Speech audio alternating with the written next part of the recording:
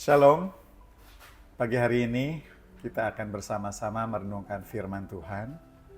Kiranya firman Tuhan bisa menuntun langkah hidup kita secara khusus hari ini. Dengan judul Kasih Karena Kasih. Dari 1 Yohanes pasal 4 ayat 19. Kami mengasihi karena Allah lebih dahulu mengasihi kami. Dituliskan di sini, kami mengasihi. Rasul Paulus dan juga rasul-rasul yang lain mengasihi Allah. Tapi dalam ayat ini, Rasul Yohanes mengasihi Allah. Semua pemimpin rohani, para rasul, para murid Yesus mengasihi Allah. Umat Tuhan pada waktu itu ditekankan untuk mengasihi Allah dan mengasihi sesama, sekalipun di dalam aniaya. Apa yang mendasari mengasihi Allah, mengasihi sesama? Karena Allah sudah lebih dahulu mengasihi mereka. Sehingga mereka berkata, kami mengasihi karena Allah lebih dahulu mengasihi kami. Ini adalah firman Tuhan yang menjadi dasar bagi kita, umat Tuhan, untuk mengasihi. Karena memang Allah adalah kasih yang menciptakan kita. Kalau Allah adalah kasih yang menciptakan kita, maka kita ciptaannya pasti memiliki sifat dasar untuk mengasihi. Kemampuan untuk mengasihi. Jadi mengasihi adalah bawaan dari sejak kita diciptakan. Tetapi mengapa manusia kini tidak mengasihi Allah? Tidak mengasihi sesama, bahkan tidak mengasihi dirinya sendiri. Karena manusia sudah berdosa, sudah jatuh dalam dosa. Jadi ketika seorang hidup dalam dosa, ia hidup tidak dalam kasih. Tidak mengasihi Allah, tidak mengasihi dirinya, dan tidak mengasihi sesamanya. Karena dosa membawa kebinasaan. Jadi seluruh apa yang ada dalam pikiran dan perasaannya, jika seseorang hidup dalam dosa, maka tidak tercermin kasih. Oh, tapi kan dia berbuat baik. Tapi ingat, dasarnya bukan kasih. Oh, dia juga melayani. Oh, dia juga ke gereja. Tapi dasarnya bukan kasih. Bukankah kita mendengar firman, kalau tidak ada kasih, maka itu sia-sia. Apapun yang kita perbuat tanpa kasih, sia-sia. Mungkin kita juga melayani, kita berkurban. Bahkan 1 Korintus 13 menuliskan, andai kita mengorbankan nyawa, kita kurbankan nyawa kita, tapi tanpa kasih, sia-sia. Betapa hebat karunia yang dimiliki oleh seorang pelayan Tuhan, atau umat Tuhan, atau pelayan Tuhan. Tetapi tanpa kasih, juga Alkitab berkata, semuanya sia-sia. Jadi kasih adalah bobot kualitas yang ada dalam diri Tuhan. Berarti kasih adalah bobot kualitas yang harus ada di dalam diri manusia. Bagaimana manusia yang berdosa bisa mengasihi dengan sejati, dengan tulus, dengan tanpa syarat? Kalau ia kembali kepada Allah.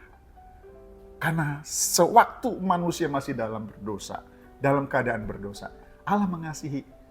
Kasih Allah tidak berubah kepada manusia, sekalipun manusia berdosa. Tetapi ingat, manusia yang berdosa tidak merasakan dan mengakui kasih Allah. Karena itu, Allah terus mengasihi. Dan wujud kasih yang terbesar adalah memberikan anaknya yang tunggal, Yesus Kristus Tuhan. Dengannya, setiap orang yang percaya kepadanya tidak binasa, melainkan beroleh hidup yang kekal. Karena itu setiap orang yang mengakui Yesus Kristus adalah Tuhan dan Juru Selamat, ada kasih di dalamnya. Tetapi kalau mengaku Yesus Kristus Tuhan dan Juru Selamat, tidak ada tanda-tanda kasih. Pasti ada masalah terkait penerimaan kepada Yesus Kristus Tuhan dan Juru Selamat. Memang Bisa seseorang mengatakan, aku percaya. Tapi ingat, Yakobus pasal 2 ayat 19 juga menuliskan bahwa setan-setan pun percaya kepada Allah, bahkan gemetar. Tapi pada setan-setan tidak ada kasih yang ada pada Allah. Apakah itu bisa terjadi pada orang Kristen berkata percaya tetapi tidak hidup dalam kasih? Bisa. Karena untuk mengatakan aku percaya semudah membalikan tangan. Tetapi mengasihi harus berkurban. Rasul Yohanes dan juga rasul yang lain dan umat Tuhan pada gereja mula-mula dan terus kalau gereja berkembang, umat Tuhan, gereja Tuhan, hamba Tuhan hidup di dalam kasih. Dan kita sekarang hidup di zaman akhir atau di zaman akhir atau akhir zaman. Wah, dua-duanya di mana kasih mulai tawar. Kasih mulai pura-pura. Kasih mulai bersyarat 3 kali, 7 kali. Padahal kasih Tuhan tak berkesudahan, bahkan selalu baru setiap hari. Tuhan menginginkan kita hidup dalam kasih-Nya.